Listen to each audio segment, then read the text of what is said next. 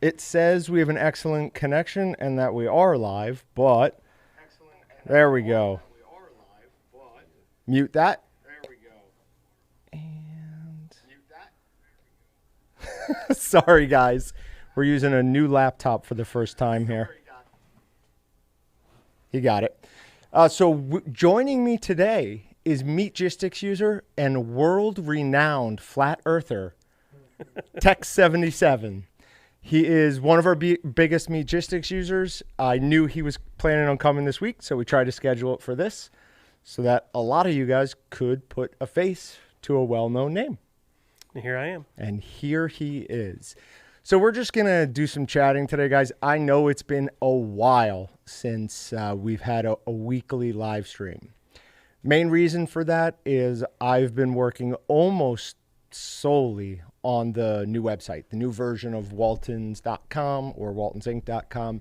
Right now, from here on, those are both going to forward you to the same place. Eventually, it will be waltons.com, but whatever. We're not going to change anything, so you will still be able to use your favorites. Any links you have saved will hopefully always work.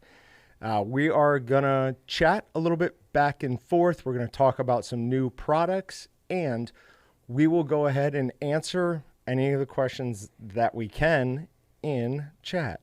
And I still can't pop out chat. That's so annoying. John Belvedere says, greetings, all rainy and miserable on Long Island. John, it was snowing here, like significantly yesterday. I think it was 70 degrees on Sunday and Monday, and then just dropped right off a cliff and snowed yesterday. Very depressing to see. I am 100% ready for spring. I do not like this. I'm done with cold weather. One of the things I want to do is start spending more time outdoor smoking meats,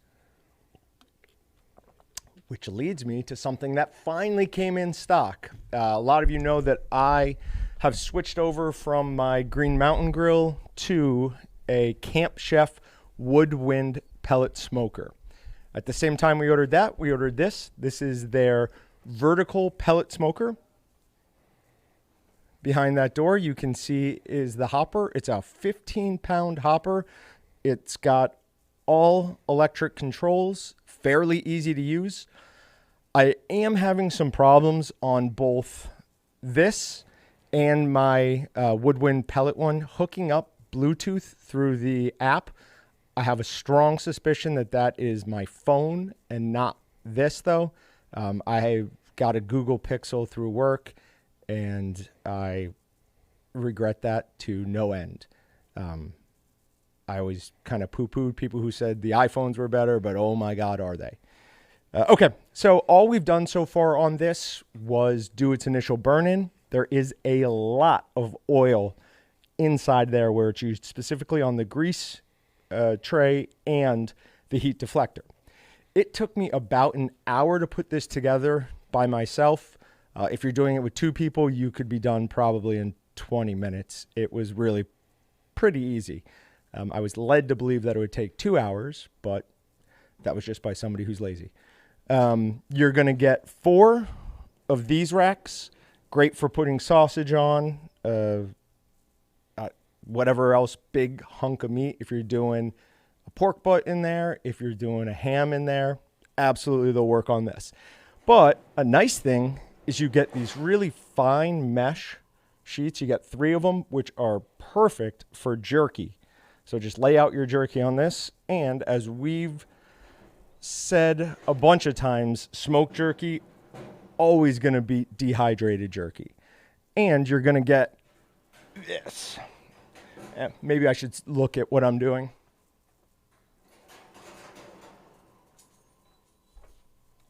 So this will go on the top of it, and you can either loop and hang snack sticks over the top, or it comes with these hooks that unfortunately are not removable. Kind of wish they were. What I'm planning on doing is just pushing them all to one side.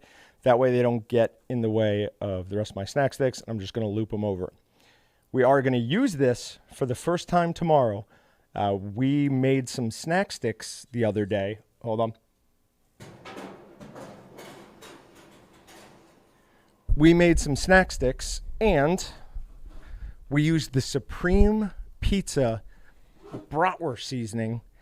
I used 20% more seasoning per pound because it's designed for a fresh sausage, and we want to use it for a cured sausage. So as we've said a bunch, salt content's got to be higher in your cured sausages because...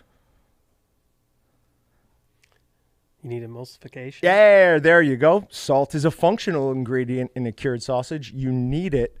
Now, it aids dramatically with protein extraction. It helps solubilize the protein in the middle of the muscle. Without that, you're going to be mixing, and having a tough time. We also put a log of pepperoni in there that we just bought at the store. And then we used half high-temp ghost pepper and half regular mozzarella cheese. So I know it's a little bit cruel for me to be telling you about these things and not have anything for you, but they'll be ready tomorrow. I'll expect some in the mail. There you go. You're not far away. It's easy to ship you things. So, couple other things. Really appreciated the response to the No Eyes Processor podcast. That was great to hear how many people enjoyed that, how many people had comments about it. Really heartwarming to know that other people care about that as much as we do. Jerry was one of the first Meatgistics users that kind of both Austin and I popped on. We're like, ooh, we have something here. And we jumped in anytime that guy needed anything. We were always put things down to help him out. And it's paid off. I mean, I cannot imagine trying to do all the things he does meat processing wise blind. And I told him this. The only thing I've ever worried that I sold him was a slicer. Because that blade is winging around. And if you catch anything on it, it's gone. But yeah, I mean, I should have figured he'd be fine with it. He's been doing stuff like that his entire life. So at the end of the podcast, he sent me a message. He said, oh, we forgot to talk about knee boarding and some other like crazy physical activity that he does without the ability to see. That's crazy. It really is. It really is. But he is an absolutely awesome guy. A couple other quick things. We've got the Hunter Safety Blaze Orange Cryptech pattern hats. They're now in stock. You can't see it, but it does say Walton's across the front. And all of our hats will now have this Meatgistics leather patch on the back. So you can show not only your Walton's love, but your Meatgistics love as well. But if you're Team Blue, I'd stay away from that hat. But it's not. Yeah, that's fair. That's actually fair. Unless you need it for hunting, don't go with that. I want to argue, though, that now that is technically a Team Orange hat, we should have the camo. I would agree. We have to split this up more evenly somehow. Don't know exactly how we'll do that, but we'll think about it. Another thing I was telling Tex, that sounds weird. Do you want them to know your real name? No. Okay. The other thing they know it if they're in chat. Okay. The other thing I was telling Tex before we started is Austin and I had a meeting the other day. We are going to start doing and forgive me, I can't think of a better term for this at the moment other than a points or reward system. So we've set out certain post counts that once somebody hits that, we are going to give them a customized something. We have 3 things in mind at 3 different post counts, and they all seem like they're going to be awesome ideas to me. They'll be personalized, so your Meatgistics username will be on there. They'll be functional, and they seem really cool. There's nothing like getting Jelly of the Month Club. Jelly of the Month Club. Oh, God. That's the gift that keeps on giving. It is. For anyone who doesn't know, that is a Christmas vacation reference, although I'd be interested to see what our audience age range is for this, but I imagine everyone's probably right in that grew up with that movie type thing. I would think so. Yeah, I would think so. When we started the podcast, Austin and I had a talk, and he's like, discussing how many views he expected. I'm like, okay, let's slow down from that. We're a meat processing podcast. That's a very narrow group of people who are going to be interested in that.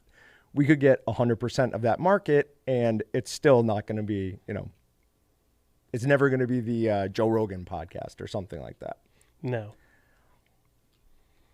Speaking of podcasting, we are sponsoring. We just signed a deal with the Hunting Dog podcast.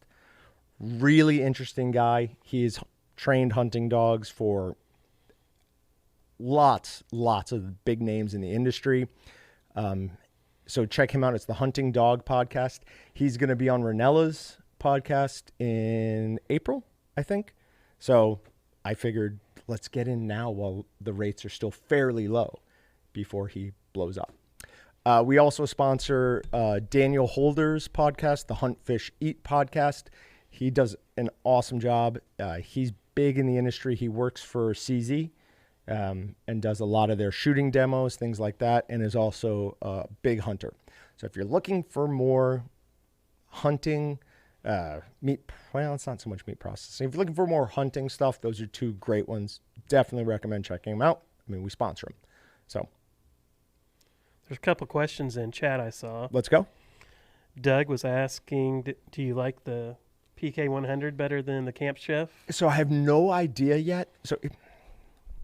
Here's the thing, and this is going to be real difficult for me. What makes the PK better than any other smoker its size is its insulation. Doesn't really matter how cold it is. I mean, if it's negative 15 out, it's going to take it longer to get up to temp, certainly. But it's got thick walls with good insulation in it, so it keeps the heat better.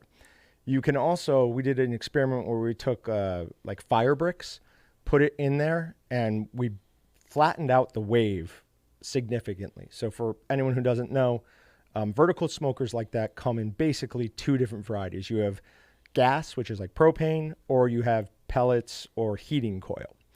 So the electric ones are going to have a wave. You set it for 150 degrees. It's going to wait until it gets to about 160, 170 degrees, and then it's going to cut off. And then it's just going to let it drop till it gets to like 140 or 130 degrees and climb again. So you get this wave pattern, which is fine. I mean, it's not perfect. It's not ideal, but it's fine. Really isn't a problem.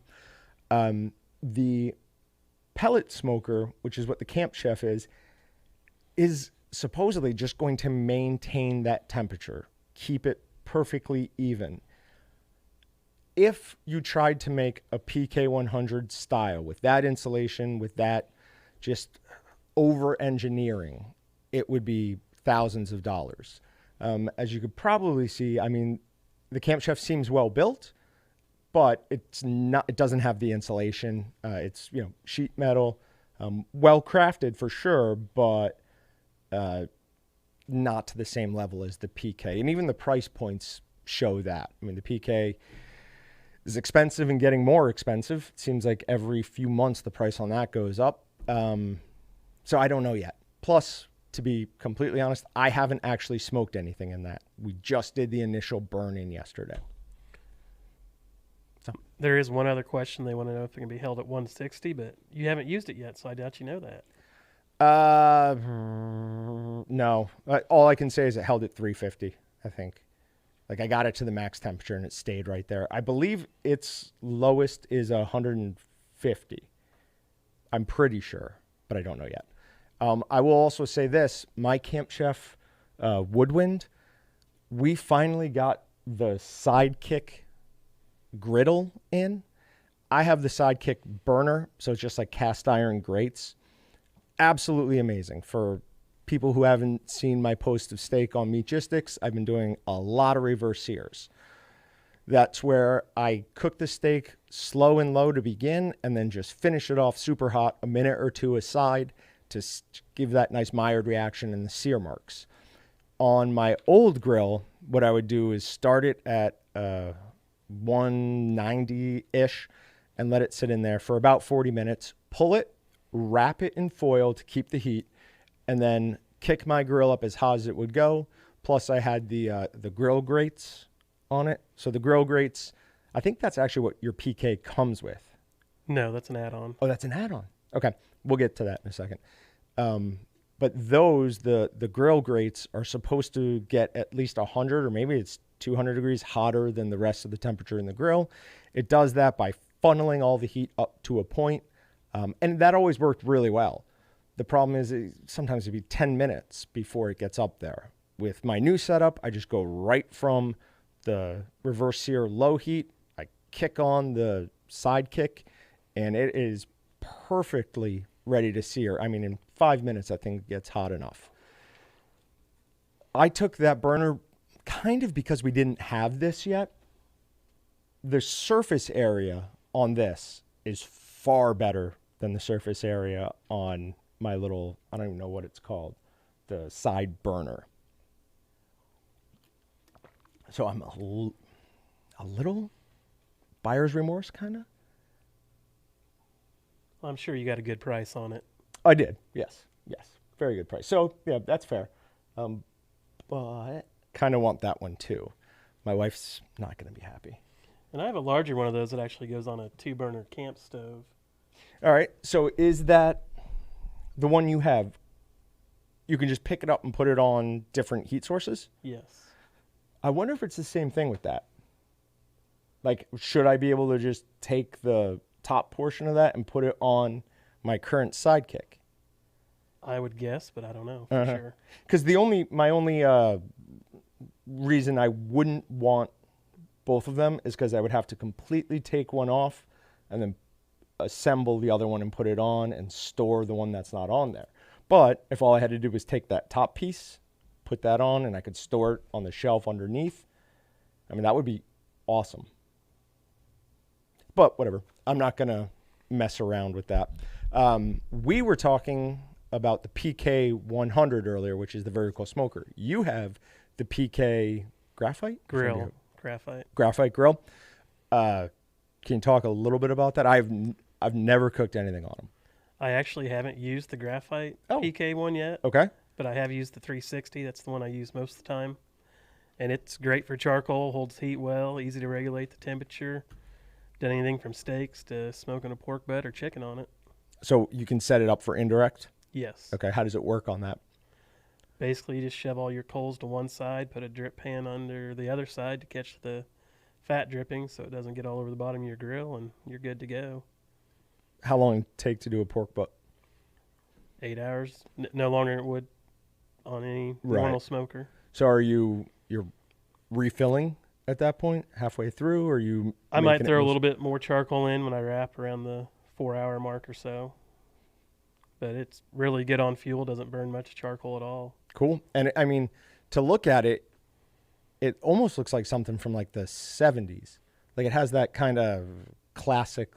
I think the original one was designed in the 1950s. Oh, there you go. So it's like the True Hone. They nailed it on the first try, so why make any upgrades? Yeah, the 360's their newest version, and it's 3 or 4 years old, I think. Okay. What's the difference between the 360 and the other one? The 360 comes on a different type of stand, and it's a little bit larger. It's got vents you can turn on the front, whereas the vents on the PK grill are on the bottom. Okay. So they're a little tougher to adjust once it gets hot. Yeah. And there's actually a new PK grill out that they have now that I don't have. That's the PK Go. Right.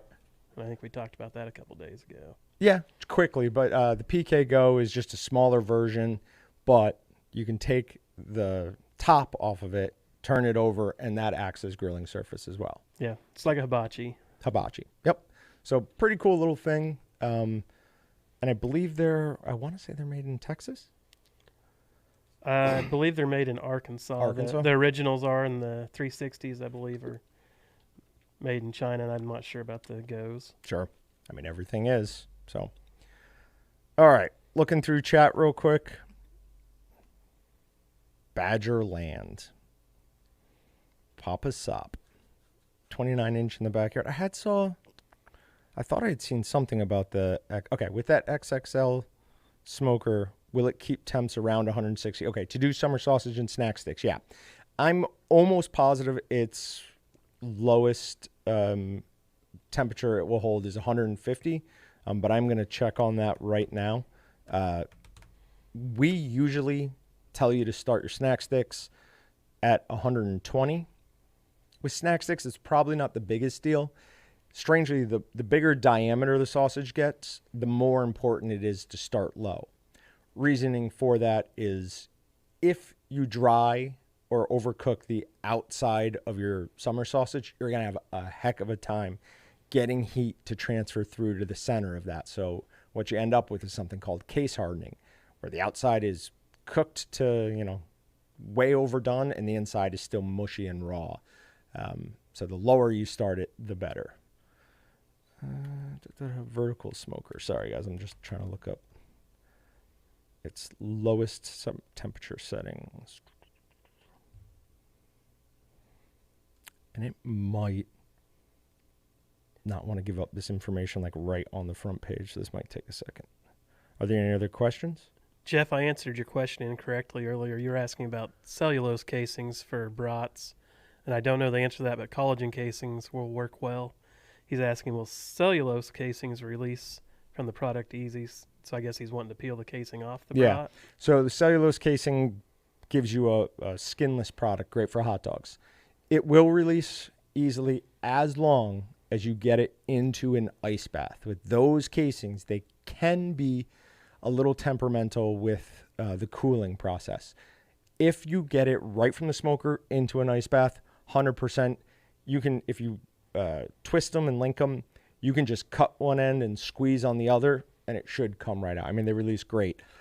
But if you try just putting it in a water bath or a shower without a fan, it'll stick to the outside edge, and you'll be trying to peel them off. If that does happen, what I've found the best way around that is put them in the fridge overnight, let them sit in there. I guess like the humidity, your fridge is usually like, I think 40% humidity will help. Still won't be better, or it won't be as good as if you get in an ice bath, but it'll help. All right, and that PK100, or I'm sorry, not the PK100, the Camp Chef vertical smoker starts at 150, goes to 350. So I don't think there's any of our sausage recipes that start above 130. I could be wrong there, but I'm pretty sure they're all 130 or 120. So we're left with an interesting conundrum there. We can bleed heat off of that by propping a door open, but that's going to jack with it because the heat source is at the bottom. When we prop the lid, very little heat's going to make it up to the top. So it's going to be still probably around 130 at the bottom, but at the top, you could be getting down to like 100 in that range. So I don't think that's the best plan. We're going to do a batch of them. We're going to smoke them tomorrow, and then Austin and I will be talking on the podcast so we can give a little bit better feedback on that. I will say this, when we did the snack sticks on the Camp Chef Winwood, is it Woodwind or Winwood? I think it's Woodwind. Woodwind. I always mess that up. That starts at 160, and those snack sticks came out pretty much perfect. The only thing I noticed at the end was after the ice bath, after they'd sat, so right after the ice bath, they had an awesome snap, like really good snap. But then when we let them sit in the fridge overnight, the next day they were a little bit mushy. Like it did not have a pleasing snap. And my theory on what happened was cooking them at that high temperature over dehydrated them. So then when they went into the fridge where there is some humidity, it just too aggressively sucked up anything it could get. That's my theory. I can't prove that. But I want to show you guys something.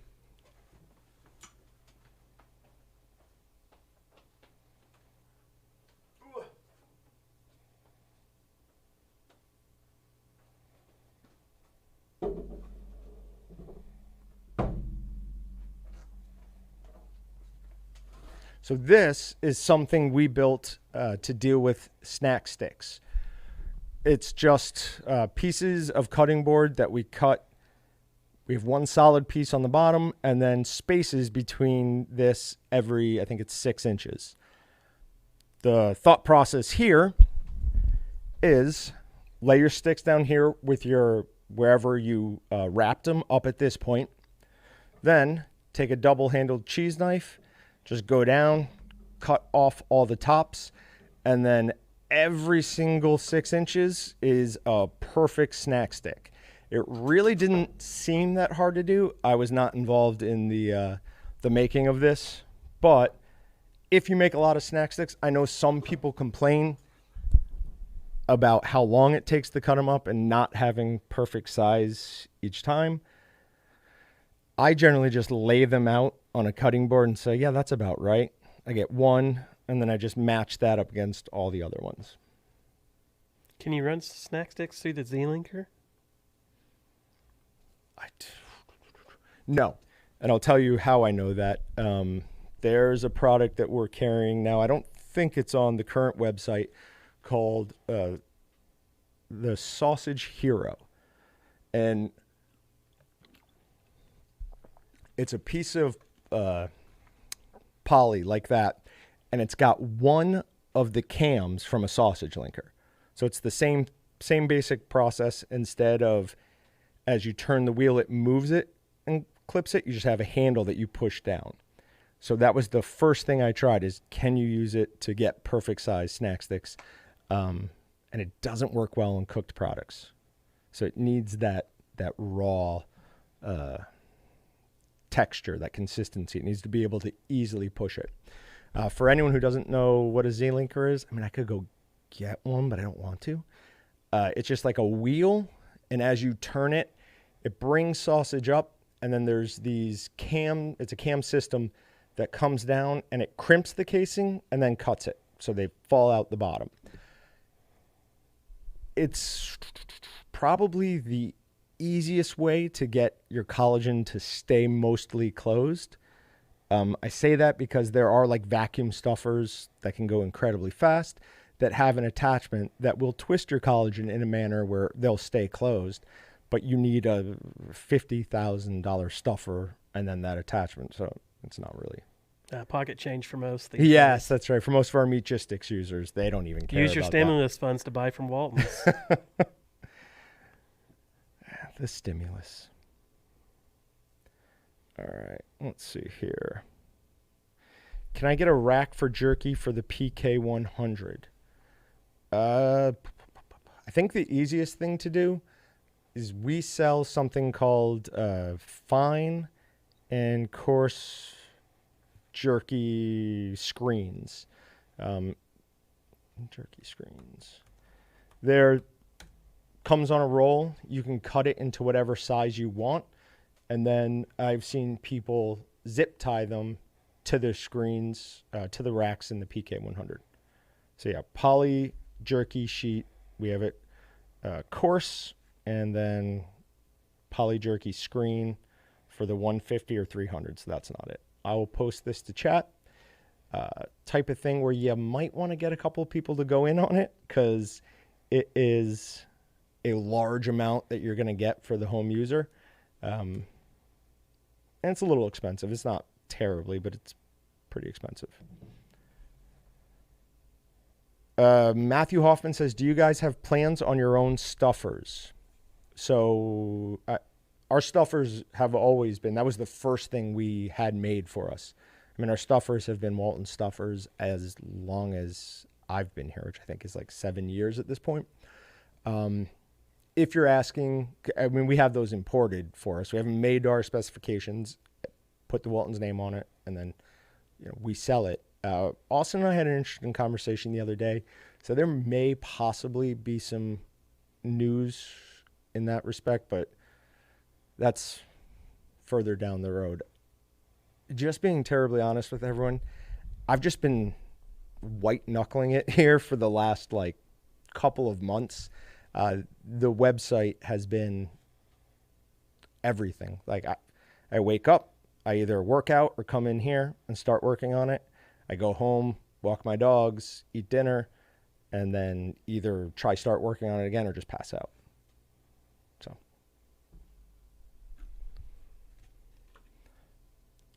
snack sticks, lay out 4 or 5 strands, hand width cut, done deal. Yep, that'll work. If you put sausage in the cold smoker right at startup, you might be able to get through the initial temp window before you hit 150 degrees. Yeah, so that definitely can help. That is going to get to 150 degrees. I mean, yesterday it did it in less than 10 minutes. I would guess somewhere around 5 or 6. So it's not going to keep you in that range as long as you want, but it is absolutely better than putting it in there where it's already at that temperature. You at least get some conditioning. What I'm not worried about it. What I'm going to try and figure out tomorrow is there doesn't seem like there's a great place in there for me to put a huge oversized water pan and either my automotive sponges or my aqua dry thing. So that might be a little bit of a struggle. I did already cut everything to length too. That is from where it hangs to the bottom is about like, I think 20 and a half inches. So I cut everything at 36 to give me a little bit of room. But with my oversized water pan, that could be a little bit of an issue. But we'll find out. I wonder if any of those disposable aluminum pans would be the correct width just to slide in there. It kind of looks like it. Yeah, and the depth doesn't really matter. I mean, I like that oversized one because it's, big and deep and I can put a ton of water in there and never worry about it again. But one of those large aluminum things might work just as well. We will find out tomorrow. A couple other things I'm planning on doing with this Camp Chef stuff is side-by-side on pork butts, ribs, and there was some other big whole muscle cut item that I wanted to compare doing it on this versus the lay-down grill. Because unless someone does a lot of snack sticks or a lot of summer sausage, I would almost surely recommend the woodwind versus that. Because the woodwind gets up to 550 degrees in the main chamber, so you can do steaks, you can do anything in there. It starts as low as 160, so it's not that much. I mean, that's 150, so it's 10 degrees off. Plus, that comes with accessories like the griddle and the sidekick with the burner. So unless someone does a lot of snack sticks, I'm tempted to say that the woodwind would be a more versatile choice for sure, but I need to use it more before I come up with any type of opinion on it. I would say, as most of the users on Meatgistics know, you can never have too many grills. So just buy each of them. That is true. I'm giving my old grill to Patrick because my wife, I don't want to hear it. Do you really need another smoker? Yes. I'm like, all right, well, I'm getting rid of one. So here, it's a zero-sum game. But I shouldn't make her voice sound that naggy in real life. All right, I know electric smokers or dry heat and gas smokers tend to add some moisture when burning. Are pellet smokers the same as gas as far as moisture? So I guess some of that is going to depend upon the pellet that's used. Like the Walton's pellets have no binder, no preservative. They're just pressure pressed. If you're using a pellet that had some sort of binder, I imagine it would release some of that, or release that during burning. But the negative aspects of that would outweigh the positive. There is no reason that adding a water pan to a pellet grill is going to give you is going to give you worse results than doing it on like a wood chip, like the PK100. So I hope that answered, kind of. I don't know, guys. Better answer than I had. I just sit up here and talk. So it will take a smoker full of cold product. Oh, that's actually a good point, Paul. I did not think about that. That is a good point. He's saying that if you load it first with snack stick, summer sausage, whatever, and that better be cold. That product, you do not want to put it in there when it's, 40 degrees. It should be in the low 30s by the time it makes it in there. It is going to take the chamber a considerably longer amount of time to reach your target temperature because it has to fight with the ambient bleed off from your cold sausage. So that's an excellent point, Paul. Very good. I always add a bread pan of water to my pellet smokers. What is a bread pan? Is that Like the a loaf long, pan. thin one? Okay. Yep. That works. One of the things that really did help flatten the wave on the PK, I'll go get it real quick.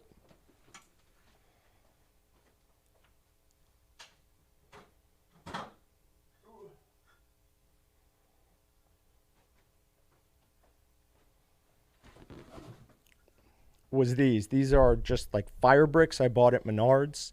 I kind of pushed them off to the side. I put one on every rack. And we did show that it does a really good job flattening the wave. The first time we did this experiment, it either didn't make any difference or it actually made things worse. And then somebody pointed out, I can't remember who, they asked where I had put them, and I pretty much put them right near the thermostat. So I was making it worse, not better. Once I evened everything out, it definitely helped. So cheap way to help flatten the wave as well. It does take up space though. That's the downside. I have them in my Traeger. You do? I think it helps. Oh, you hold have the them heat. in your, what, in the bottom? Yeah, in the bottom and Okay. along the burn pot. Just you filled that bottom area with them? No, just one on each side of the burn pot. Okay. And you think it's definitely helped? I think it helps a little bit. Sure, it does for sure when it's cold out. Okay. Well, I have not known what to do with these since I did that test. I will take 2 of them home. Another thing Walton's has been nice enough to buy for me. This also is something we sell. This is the double-handed cheese knife, and it is just awesome. Tons of fun to play with. You could juggle, do all sorts of interesting things with it. Now, great tool for cutting sausage like that, or cheese. Zombie apocalypse. Zombie apocalypse, yes. I don't want people to get the wrong idea and think that all we do here is joke around and screw off. But I've long said that if we all had to fight to the death here, this would be my weapon. You give someone one of those to the face, they're gone. Plus, you go one-handed with it, and you've got a club and a sword. You can't beat that by much. No, other than your favorite knife back here, maybe. Yes. That's an intimidation factor, though. Like, you start swinging that around, you look like Sinbad with his scimitars. People are going to run. And with the Granton edge, no arms are sticking to it after you've cut them That's off. right. They go right through. No, I'm going to put that away.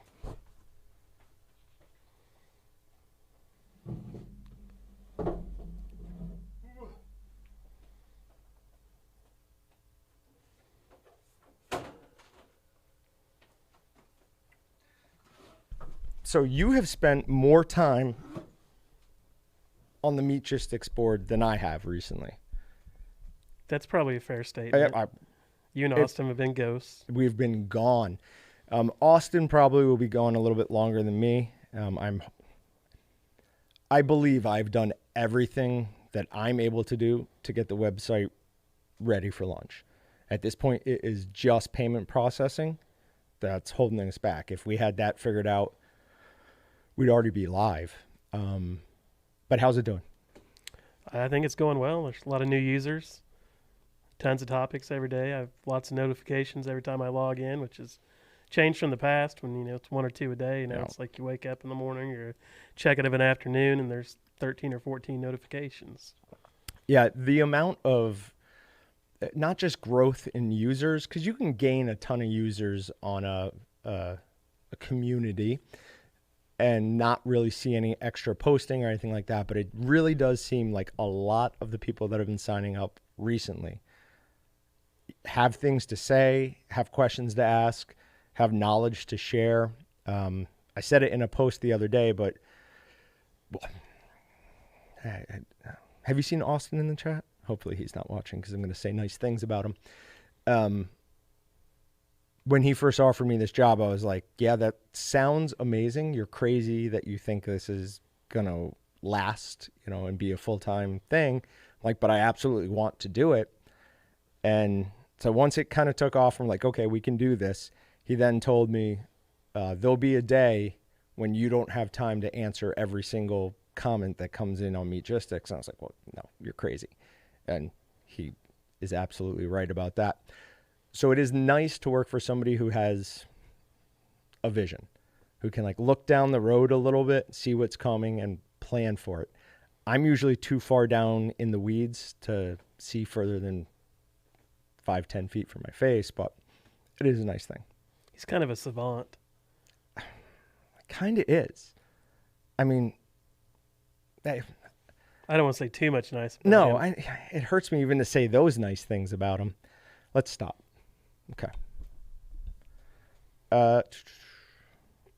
Maybe you ought to talk about this stuff you have here on the counter. Yeah, we can get to that for sure. So, these are the small versions of something we got that's called the Solo Stove. So my understanding is this company came into being based around selling the large fire pots. Smokeless fire pits. Oh, is that the thing? They're smokeless? They're smokeless. How? The way the oxygen feeds in, it burns up all the smoke. So they say. I don't have one. I've just read a lot about them. Okay. Interesting. I didn't know that was... I haven't set them up on the web yet, so I've done like no research on them. That's their big selling point, smokeless. So okay. You can sit around them with your family or friends and not have smoke blowing in your face. That would be a huge benefit. So when my wife and I built down here, we had bought too much stone for the front of our house. So we had them build us a fire pit. And, we're from New York. We don't know what Kansas is like. So we had them go through, so you could see all the way through it. So there's the ponds on the other side. Not thinking about the amount of wind that you get down here and that a double-sided with the chimney was just going to be unbearable. So, yeah, we've used it probably 10 times total just because the smoke goes everywhere. I look up as embers go shooting out towards my neighbor's house. I'm like, I don't like this. But a smokeless one would be awesome. So we've got the Titan, which is the biggest one, another size. And then we've got these, which are designed to be portable, take it with you when you're camping or hunting. And then these receptacles sit on top of it. And you can make your coffee, boil water. I guess you could make a soup if you wanted. But they're really pretty cool little things. And those will definitely make appearances on giveaways, sales. And actually, the largest size isn't the Titan. It's what is the Yukon. Do we have the Yukon? I don't know if we have that or not. I can't also think of a good way to look at that. There we go. It's right here. I already got it up.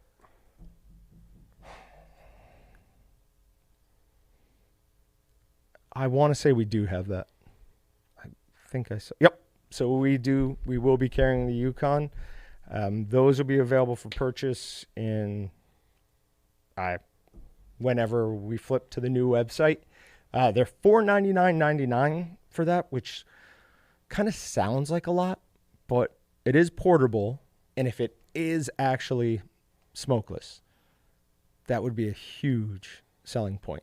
What I think they should do is take that huge one, which I think is it's over 2 feet, and make some sort of thing like this so that you could cook at least like hamburgers and hot dogs on top of it.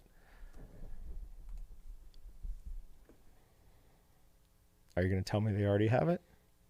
I'm going to tell you there's a different one. Okay. So this is designed to be...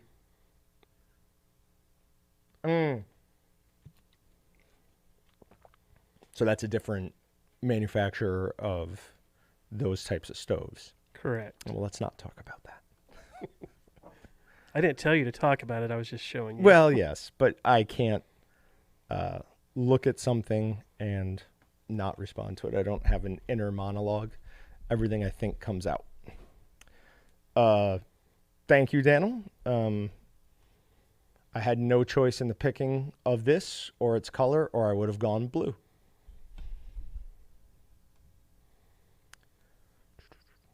I just closed everything. And for anyone who joined or was there before 3 o'clock, we're using something called Google Tag Manager for some other things now, and it's messing with my ability to set the date and time on these. So it always just says now, like go live, or, Meatgistics live streaming is starting in now, no matter what I put. So I even tried to hide that, carrot that out, didn't work.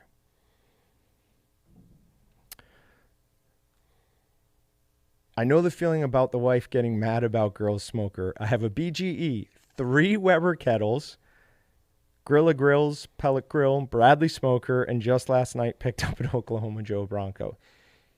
You, sir, might have a problem.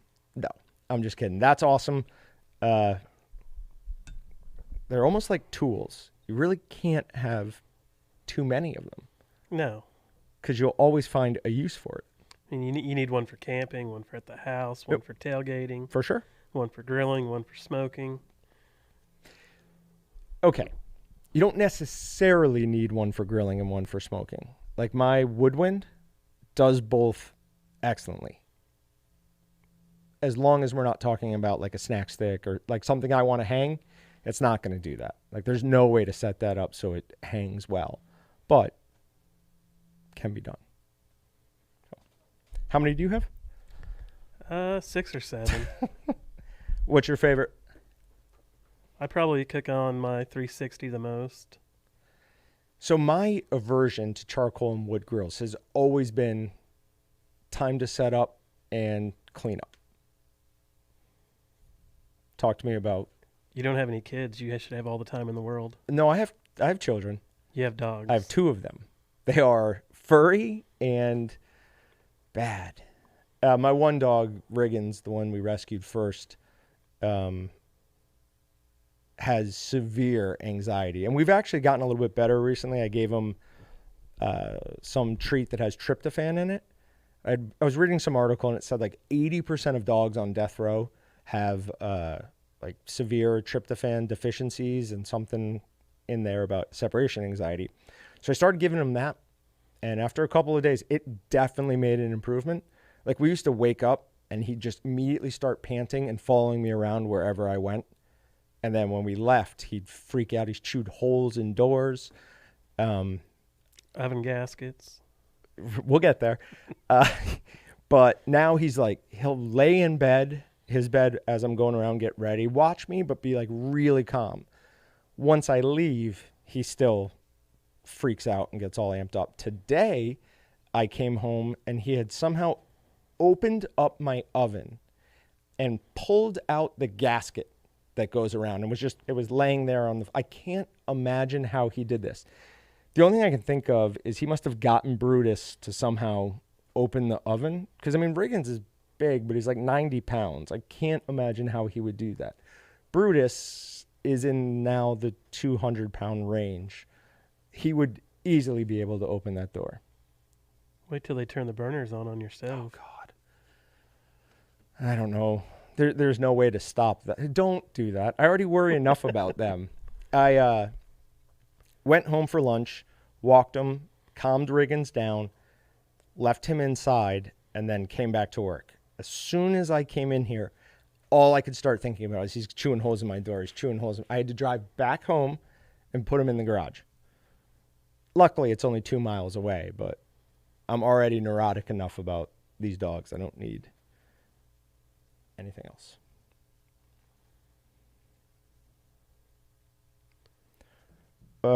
Papa Sop saying, when I first came here, 5 or 6 unread a day. Now unreal. One login had 33. Yeah. It's unreal.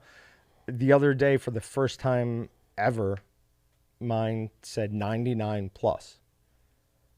Like, that's unbelievable. Then I went through, looked at all the ones I was tagged in, responded or seen that those had already been responded to, cleared it, and it's already back up to 99. That's like from 3 days ago, maybe. So Meatgistics is absolutely exploding. I would agree. It's grown a lot just in the time I've been there. Oh, absolutely. So when did you join? I want to say it was probably June of 19, Okay. That sounds about right. I think. And then you and I started talking, I don't remember based on what. There was a specific incident that I reached out to you for, but I have no memory of what it Yeah, was. I couldn't tell you what that was either. No. And you are now a moderator. Well, we don't need to announce that to the world. Why not? It's too late. So don't post anything that I don't like, or I'll delete it. No, one of the reasons that we gave you that ability is we know you know what we're trying to do. Like, we're not trying to use Meatgistics as simply a selling tool to get back to waltonsinc.com. We're trying to use it to let people share knowledge and hopefully make the best product they can out of hopefully their Waltons purchases. But we're also trying to foster. Papa Sop says it all the time. He doesn't like the term message board or anything like that. He likes the term community. Doesn't he also like the term mouthfeel? No, he didn't come up with palate appeal. We dealt with this last time. But he does not like the term mouthfeel. So he's okay. I cannot stand that term mouthfeel. It feels... I just don't like it. So palate appeal is a much better one.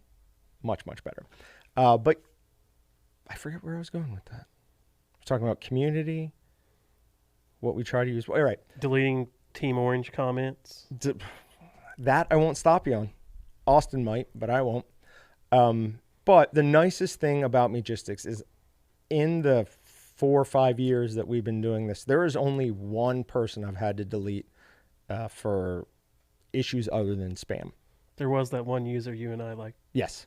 Not that one. I didn't delete him, but there was one user who just wouldn't stop using foul language. And not that we're necessarily against that. I mean, we do censor a bunch of words. But, yeah, this one person was not getting us towards where we wanted to be. But for a quick update, right now we've got... Austin posted something here.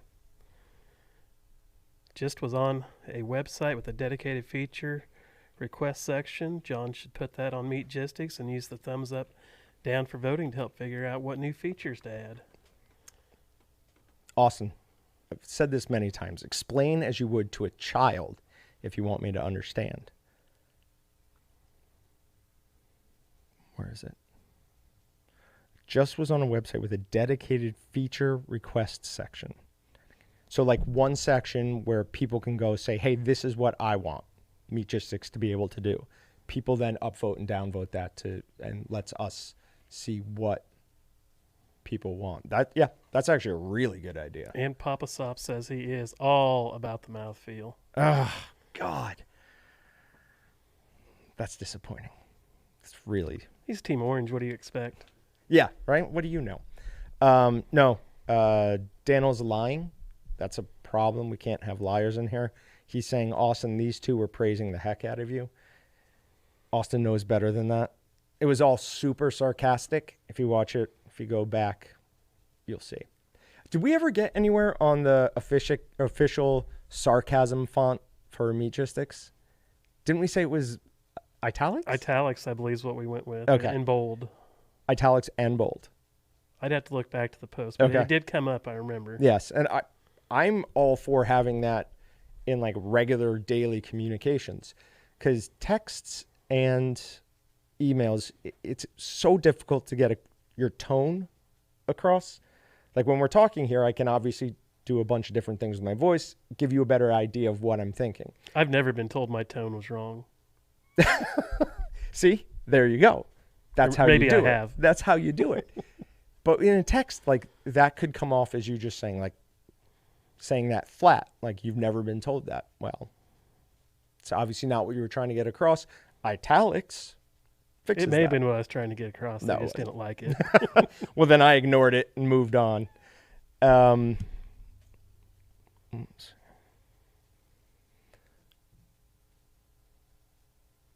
I still always feel odd talking about your competitors' products on Meatgistics.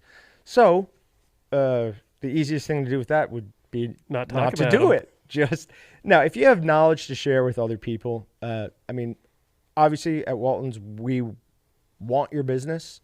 We think we sell great products. Seasoning, I think we're better than anywhere else you're going to buy it from retail. The reason is because the bag of seasoning you're buying is the exact same bag of seasoning that we're sending to somebody who does this for a living, who does it commercially. You're getting the exact same thing. There is no different, or, there's not one for retail, one for commercial. Sometimes that can be a little bit annoying if you're only wanting to make like 5-pound batches, but it's still a higher quality seasoning, and we've looked at having them make smaller batches for us, but so much of the cost of the seasoning is bound up in the production and shipping that making it into a smaller, like if a 25-pound batch costs $9, making it like for 5 or 10 pounds is going to cost $7. So it's just not worth it. And if you have a chambered vacuum sealer, the bags that those come in will work. You can leave it right in there and chamber vacuum seal that. And I've never seen the point of making a batch smaller than 25 pounds because you have to go to all the work and all the cleaning, whether you make 5 pounds or 25 pounds. That's fair. I would say the majority of batches I do are in the 15 to 20 pound range, just because I'm always making something else. Like things will stack up too quickly in our freezer if I don't do that. That was part of the reason the first time we decided to give something away, like send somebody snack sticks, was simply because our freezer was getting overrun. I'm like, I don't know what to do with this. So Austin said, hey, give it away on a live stream. You gotta start feeding Patrick. Yeah, right? He looks good. He looks good. For those people who, Patrick's often the person behind the scenes. He's our camera guy, video editor, does a ton of different things here. He got COVID at the same time I did. He has lost significant amount of weight since then because he lost his taste and he figured, why not just not eat? So he's lost a good amount of weight. Looks good too. Real quick, can you hand me those 2 bottles in front of your... So these are 2 new Terrapin Ridge Farms.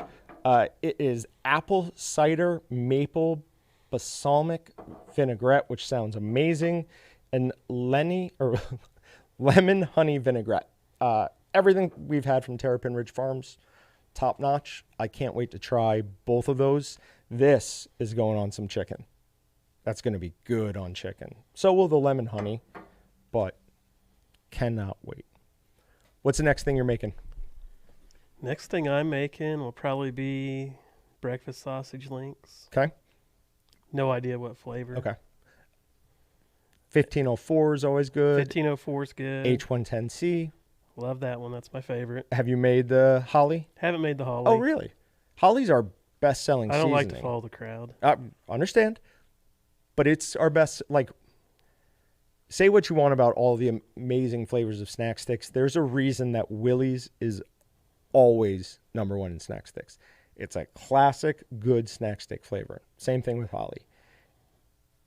It's not going to knock your socks off, but you'll eat it and be like, ooh, that is really good breakfast sausage. So, Ryan Stevens, the problem with the sausage he made is it had pineapple in it. Pineapple's terrible. It doesn't belong in sausage or on pizza. So pineapple has something in it called bromine. It's not papain. That's in the papaya. Yeah, bromine. It is a serious meat tenderizer. We did a meat hack 2 or 3 years ago where we put fresh pineapple in a vacuum bag with a steak, and we left it in there for just a few hours. When we grilled it, it 100% came apart. I mean, it is very, very powerful. The best thing you can do is, if you're wanting to add pineapple, is to add dried pineapple chunks. That is the best way to do it. Other than that, that bromine is going to interact with your pork, your beef, or whatever, and just tenderize the snot out of it. Uh, yeah. I mean, pineapple on pizza. Sure, No, it could. just no. My wife I does mean, it. I hate it. She gets yelled at when I come home and there's pizza in the refrigerator. It's got pineapple on it. it would be a good way to stop me from eating an entire pizza, right? If Or they had, not even eating it because it's on there. yeah. Um, have you ever had Whole Foods pizza? And I don't mean like the frozen stuff, like what comes out of their oven. No. It is top notch. My opinion, it's the best pizza in Wichita. Awesome. Absolutely love it. I've ordered a couple Fridays ago for everybody here to try, and just it tastes like New York pizza. Why didn't Austin just bring some Totino's in? Ugh. He didn't want to get laughed at. The seasoning even recommends adding pineapple from a can. I thought about freeze dried. Hold on. Ooh.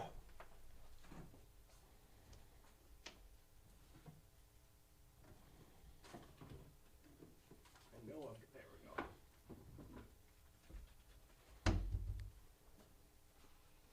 All right. So this is the pineapple in the can. I'm sure they're talking about. I'm just trying to see if it lists if it's been blanched or anything. I have to imagine it has been to get some of that bromine out.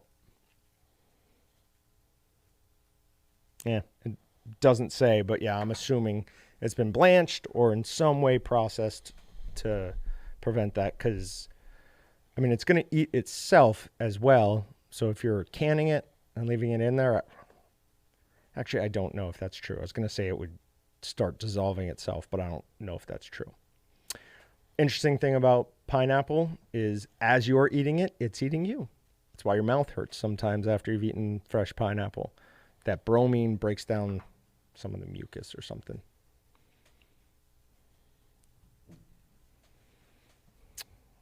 All right. You got anything else you want to talk? Oh, I do have one other thing I want to talk about. Go to Walton's either Instagram or I think we did it on Facebook too. There is a good friend of mine who's huge Mastiff. The reason I have Brutus is because of her dog. He was limping one day. They took him to the vet. Cancer on his paw. They immediately took off the whole leg and then found out it was already in his bones. So they're going to do some treatments for him. She's got a GoFundMe set up. If anyone wants to help out, an awesome, I mean, just great dog owner. She's been so generous with us with her time. Just go check that out. No? Got nothing. Thanks for joining us, man. I Thanks for having appreciate me. it. I had nothing to talk about today because I've just been doing website stuff. So having someone else up here was a big help. Glad to help out where I can. Awesome. Thanks, guys. And this is going to be funny because it's going to take me a little bit to shut this down since I closed that page by mistake. Now we can talk about what we really think of Austin. He's a great guy. No, wrong way.